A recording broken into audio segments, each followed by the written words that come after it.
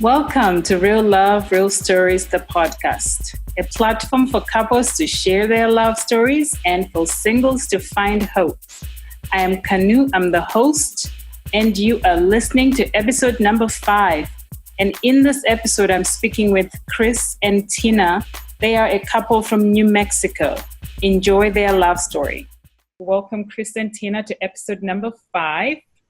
And thanks for being a part of my podcast. Awesome. Happy to be a part of it. Awesome. Yeah. So to start off with, the podcast is about real love, real stories. So I kind of want to hear you guys share your love journey. When did it start and how did it start? Well, we've been together as of right now, 24 years and 2 months. So we're heading to 25 years.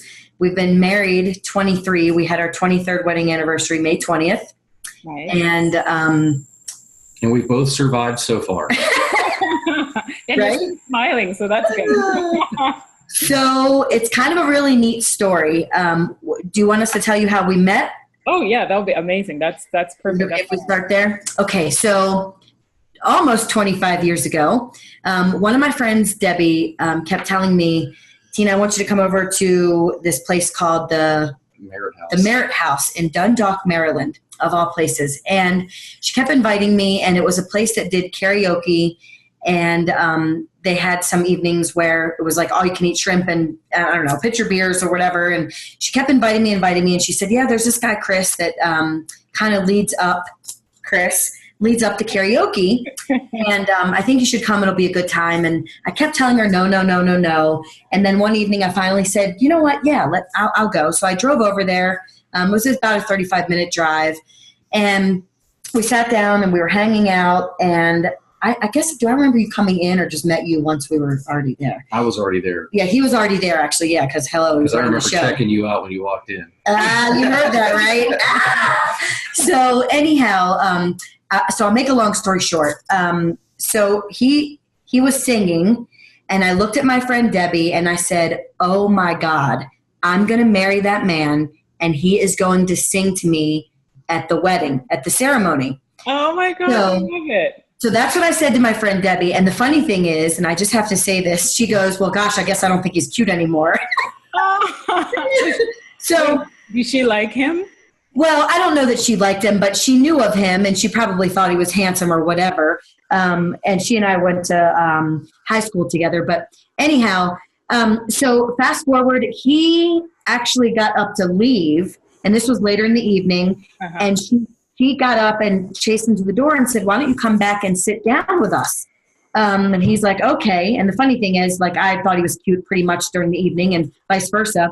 So he came and sat down right next to me. He kind of like pushed Debbie to the side. God bless her. She's really still a good, great friend of mine. But anyway, he sat down next to me, and he asked me to slow dance.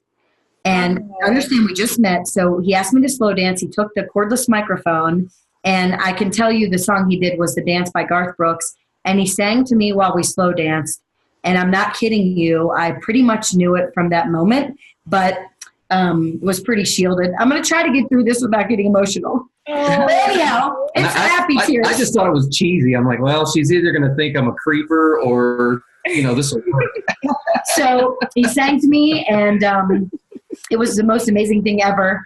And so it's like we had this instant connection. And he shared with me immediately about his past and some things, and I was just like, I'm okay, that's cool. And Chris is 6 years older than I am, so I got married when we were 22. But anyhow, so I'm gonna let him take over from here, because this is the best part of the whole story. Oh, I love it. Yeah, the whole story is really it's all good parts. But so yeah, her friend Debbie asked me to come sit with them, and I kind of like pushed Debbie out of the way, and because I wanted to sit and talk to Tina, and we're talking, and she says to me, she goes, I want you to sing at my wedding someday when I get married. And I said, well, only if I'm the groom. Oh! So he kissed me on the cheek. We exchanged numbers, and we've been together ever since. Oh my gosh. I love that. Yeah. Oh, that's so beautiful. Yep. We've been together ever since. And I still remember to this day. So So that was the cool story of how we met, because everyone always likes to know. And I will tell you, yes, he sang at the ceremony at the wedding. There wasn't a dry eye in the church. It was amazing. And I felt like the song lasted forever. And I remember I was crying. I'm always crying. And my nose, your story too. my nose was running, and I'm like, "Is the song over yet?" But he did sing to me, and he has been singing to me ever since, and it's pretty amazing. Oh, so Chris, are you a singer or? Okay. Yeah, never. I probably for all of about 3 months out of one summer, I would say that I did it full time. Lived on a bus and played up and down about half of the East Coast. Fun. Okay. Tour.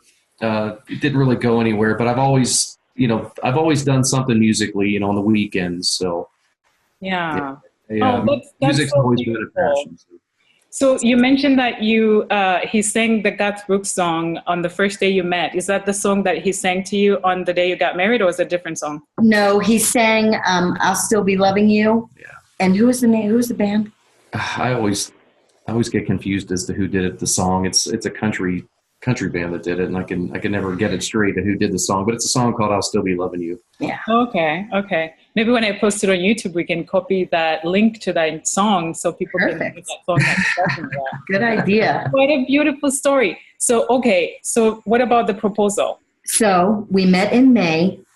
We proposed in August, 3 months later. So when someone says that they know that it's the right person, I absolutely knew it. I remember that the first time he told me he loved me.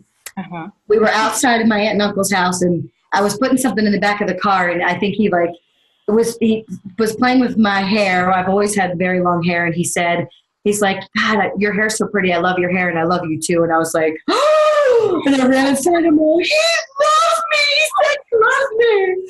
So again, we met in May. He proposed in August, and we were married a year later. And he proposed in Florida. We were at I remember he wanted to get up on the stage, and that didn't work out. But we were at SeaWorld, and I was she loves dolphins, and so I was begging the staff to let me get up, to have it staged so that I'd get picked to go up for the dolphin show.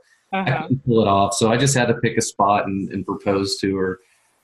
But yeah, people always talk about love at first sight, and even us as a couple. If we're giving somebody advice, if we're talking to someone, or somebody's wanting our advice with relationships, I do tend to lean towards some caution with love at first sight, right? Because you can get caught up in the moment. Right. Our story definitely sounds like a love at first sight. Throwing all logic to the wind and just going with the heart, But the truth of it is, if we really told the long story, is that from day one, we really communicated with each other. We really engaged each other. We talked very deeply about things from the beginning. When Tina said that I told her a bunch of stuff about my past, I had been married before and I had 2 children. And, I just knew that when I got to that point to when I was ready to date again, that if I met somebody and I really liked them, that I would just get all that out right away. I've got kids and, I've got to pay child support and I got to do this and I got to do that. I got these responsibilities. And at that point I was in the Army, kind of getting ready to get out of the military. And, I was going to be getting out and having to find a job and really start my life all over again. So I just aired that out all up front, and I thought that's either going to scare somebody off or, you just kind of see what's going to happen. But that's really the key to it is, and in all relationships, what makes a relationship really work, it's the condition of each individual. Absolutely. The person who's utterly and absolutely content to be by themselves, they're happy with themselves and they love themselves and they're honest with themselves, that's the person that's ready to be in a relationship. And so, Tina was very confident in herself and happy with who she was. And I was confident in myself and was happy with who I was. And, again, having those honest talks and looking at each other, where we were at that point. But, really in talking to each other, part of what made it click for us is just somehow we knew we could build a life together. Back then we were making $6-7 an hour, whatever it was. We were starting with nothing, but we just somehow knew, we'd build a life together. That actually leads me to a question I wanted to ask is, how did you know that she was the right person to marry? And Tina, how did you know that he was the right one to marry? Well, Chris has this certain, I don't know if you call it energy or whatever, about him. And I felt a connection immediately. I felt secure. I felt safe. I know that may sound funny, but I kind of had a ugly childhood. And so I'm super, like, I guess guarded, you would say, you know what I mean? As far as like letting someone into my circle, so to speak, or whatever. But I've always felt just super, super secure with him, and never, it's hard. I never doubted his love. And I just knew that he was super genuine, I guess you could say. Anyhow, so I just knew it. I felt it was right. Prior to marrying Chris, again, I got married at 22, and it's funny to see kids, I say kids, people that age now. And I'm like, wow, I was that young when we got married. But I forgot where I was going with that. But anyhow, I just knew it was, I just felt like it was the right, I knew it was right, because I had 2 boyfriends prior to that, is where I was going with that. I had been into, somewhat serious relationships, but never, ever really, ever thought the word, honestly, marriage. So anyhow. Until you met him and you thought, I want him to sing at my wedding. Yes. Yep. And he was going to be the groom. Yeah, that's awesome. So you've been married, you say 23 years total? Correct. Okay. 23 years. So, 20th. 1995. And I always ask this question about couples, that are together. Like, are there any annoyances that you each have that you deal with? Wow. Put up. You see that look? No, just kidding. Of course. Well, yeah. I mean, we definitely get on each other's nerves. But at the end of the day, and going back to why I knew she was the right one, it was that, our personalities are very different, and she's actually the more strong-willed person. I think most people would look at us and think Tina's got the more dominant personality. I'm the more laid-back personality. But the one thing that where we balanced off evenly is neither one of us have an ego. So even though our personalities are different, there's neither one of us were very prideful, or neither one of us had to deal with an ego. And I think that's one of the most difficult things in a relationship is the ego causes us to inflate, exaggerate, and things going into a relationship. Then when things finally calm down, you realize it's a different person than what you started with. Right. So we were pretty transparent up front. But those differences in our personality type, it just means that from time to time, we're going to drive each other a little bit crazy.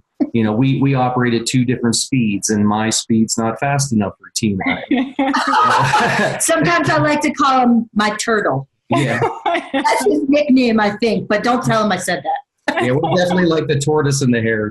Tina has 2 speeds, 200 miles an hour and asleep. Yes, that's very true. Very true. I kind of wind up slowly in the day and wind down at slowly. Night. And so, yeah, when you're running at 2 different speeds and trying to parallel each other, that's going to cause some friction. And it's just those differences. In certain places, I'm the neat freak and she's not. And that causes some frustrations. He just put that out there, didn't he? Yeah.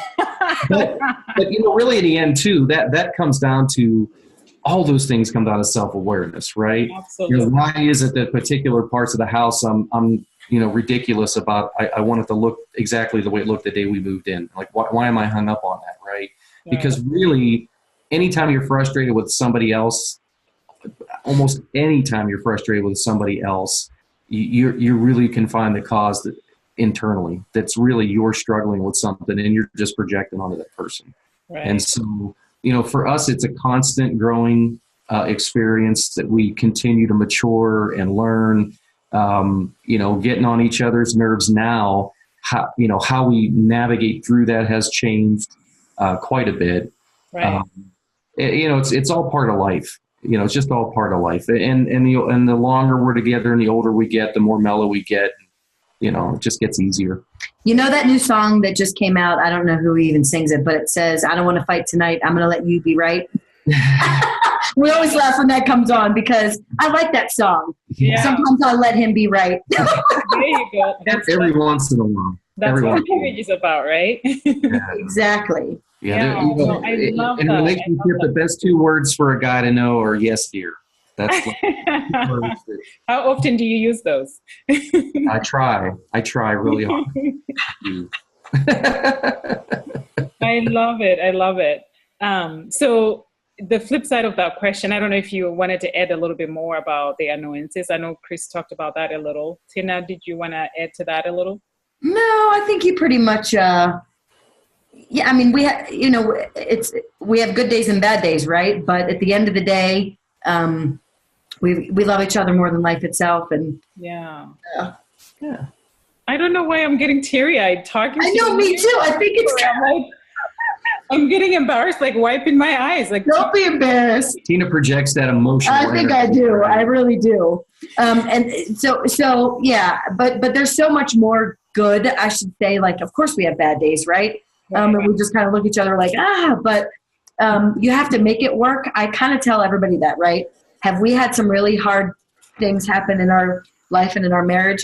Absolutely. Yeah. I mean, I could tell you things that we could go on, but that's not what we're here to do. But you have to want to make it work. You have to stay together. You have to stay strong. And I don't give up. Like, so whatever it is, and I always said from the very beginning, this is the first and only time I will ever get married. And we're complete opposites.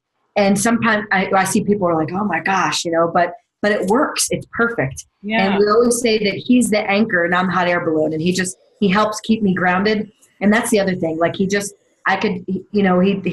loves me so much and believes in me so much and has always just been there to kind of help me push through at different times of my life when I was struggling, which is pretty awesome. And a lot of I think spouses, may not do that or see it that way. So that's a beautiful thing. Yeah, absolutely. Absolutely. So I know you kind of touched on this already, but what are some qualities, like one quality that you like about each other?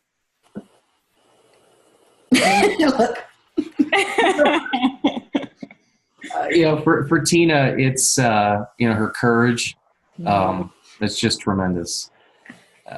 She's fearless. It's one of the first impressions that she made on me, as I thought, my goodness, she's not afraid of anything or anybody, right? And that's a good thing, it wasn't that she was just trying to be tough, but she, her upbringing and her life brought her to the point to where she doesn't wrestle with a lot of the unfounded fears that a lot of people struggle with. So her courage is incredible. Her work ethic is one of the best that I have ever seen in my life. We work together, so that's wonderful that we get to share our career. She's utterly honest, completely transparent. She's got the most beautiful brown eyes in the world. I love it.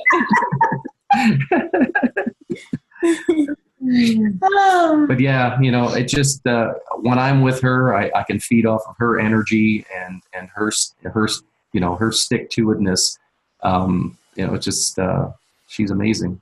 She's absolutely amazing. We have a local indoor football team, and our coach, Dominic Bramante, refers to her as the fabulous one.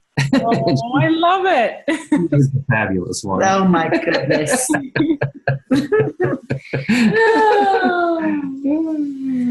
So what do you like about me? Everything. Everything. I love his eyes.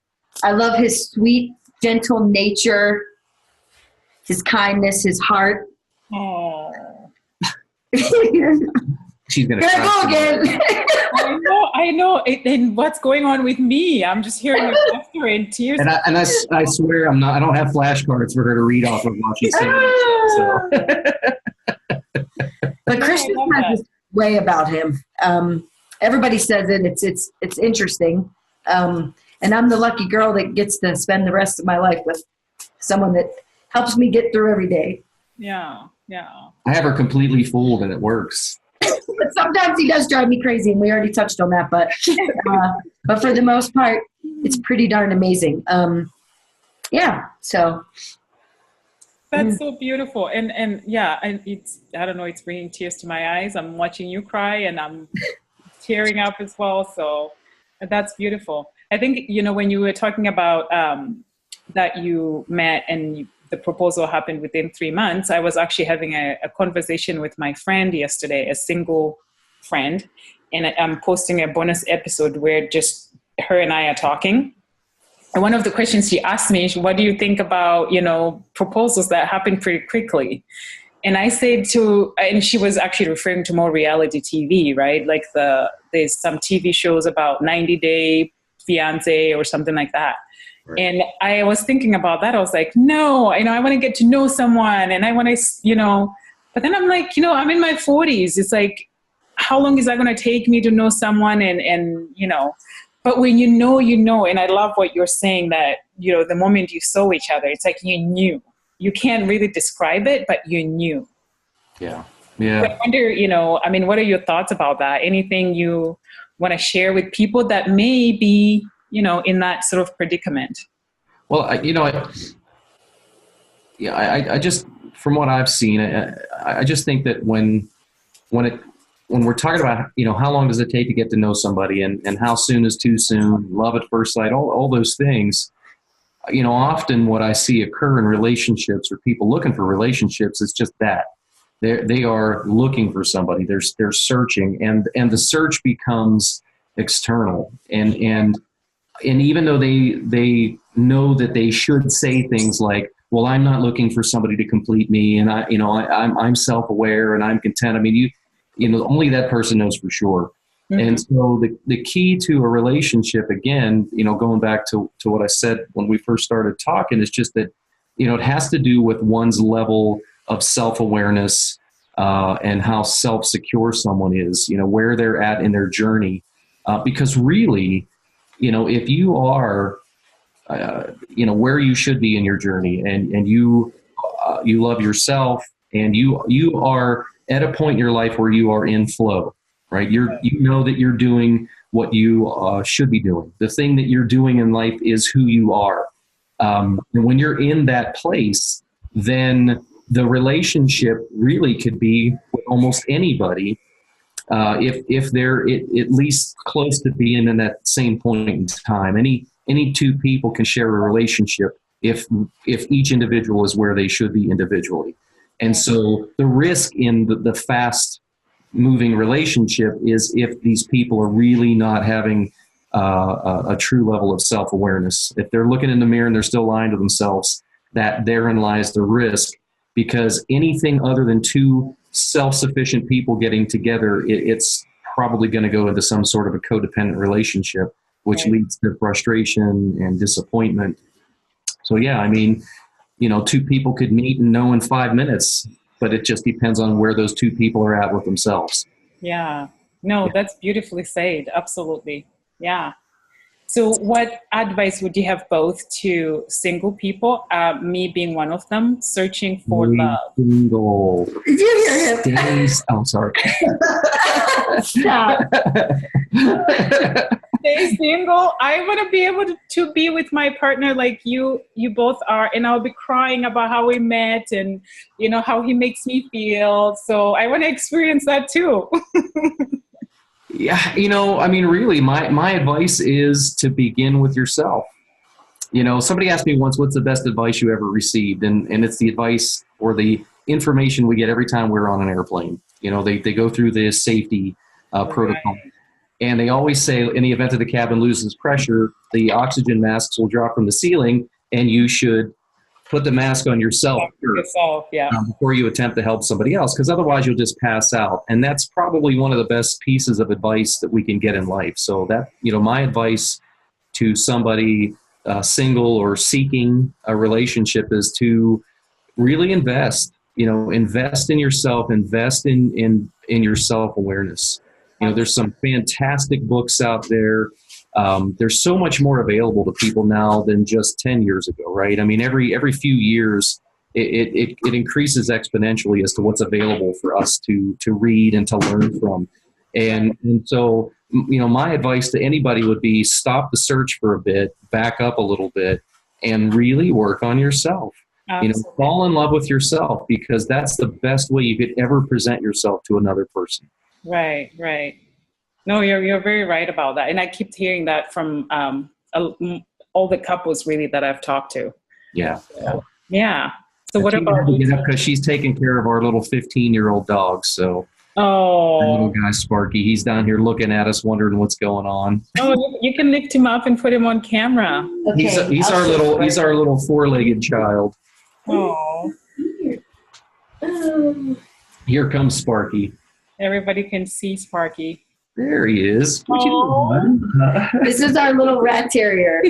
Oh, really cute. What's the matter, buddy? Like, what's going on here? He turned 15 on Sunday. He's the center of our world. He's a little miracle dog. He's had 2 bouts with immune disease, cancer, you name it, and he just keeps going. So. Oh, I love it, Sparky.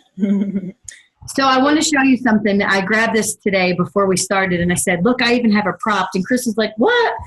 So the other day I posted on Facebook, I'll see different things that show up, that are sponsored in your news feed. And there was this really cool thing, and I tagged Chris in it, and I said, babe, I want one of these. So the other day he comes home, and he's like, close your eyes. So I closed my eyes. He said, open them. And he got this for us. And it says, you and me. Can you see it? Oh, yeah. And we're going to paint it. That's why it's, anyway. But so it's things like, it's moments like that. It melted my heart. And it's just the little things. It's not the big things, because neither of us are materialistic. But I just tagged him in it, and he didn't say anything about it. And a few days later, he's like, look. And I was just like, oh my gosh. So it's things like that too, that, you have just to keep the spark there. But that meant the world to me. And I'm like, I'm going to put that in my office. Yeah. So anyway, so that was my prop for this. I love it. So he listened, and, you got her what she wanted, and she appreciates it. And that's awesome. I'm lucky, because typically when she's tagging stuff, it's not, a $5,000 diamond ring, Ferrari, it's cute little things. So yeah, I love it. Yeah. So anything you want to say in closing? I just so appreciate that you were able to share your love story. Oh, well, thank you so much for this. And it's cool that Pat and Tina brought us in on this, and we were actually excited. I'm like, oh yeah, that's cool. Let's do it. So no, not really. You have to want to make it work. And I'm sure, as you know, there aren't very many couples that, especially in our age, that have been together as long as we have, and that are still together, and make it work. It's not easy. And every day is not wonderful, but you have to make it work, and you have to find your right partner to spend your life with. And that's pretty much all I have. And I'm just glad that he's my person in my life to spend the rest of my life with. And he's been in my life longer than anyone has, even my biological parents. So we talk about that often. So anyway, but we have created an amazing life together, and we're super blessed. And I wouldn't want to do it with anybody else. Me neither. That is so beautiful, you guys. I love this so much. I mean, this is why I do what I'm doing, is to sharing love story. I mean, I'm crying listening to your story. Yeah, it inspires others. It just, for us single people, it inspires me to want to find that person who makes me cry when I'm talking about him, So before I start crying again, I think I should say thank you so much for being a part of this. And I am so grateful that you took the time to share your love story. Oh, thank you. Thanks for including us. Thank you so much. Absolutely. Thanks for tuning in to this week's episode. I hope you enjoyed it. Do you have a love story to share? Do you know a couple with a love story? Send me an email at info@realloverealstories.com. And also follow me on Instagram and Facebook under Real Love Real Stories. Till next time.